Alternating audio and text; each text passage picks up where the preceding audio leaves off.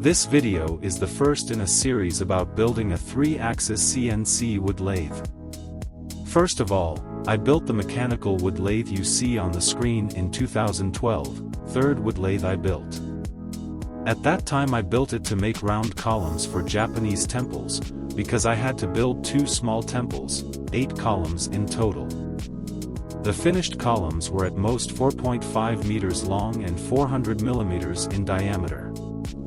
The operation of the lathe was entirely mechanical with a long threaded rod. The machining of the pillars was done by a motor that turned a groove tool with interchangeable blades. After building these 2 temples, I transported the lathe to my carpentry workshop that I am renovating in the photos. It was only later that I came up with the idea of turning it into a 3-axis digital wood lathe.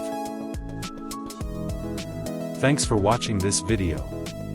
Don't forget to subscribe to follow the homemade construction of this digital wood lathe.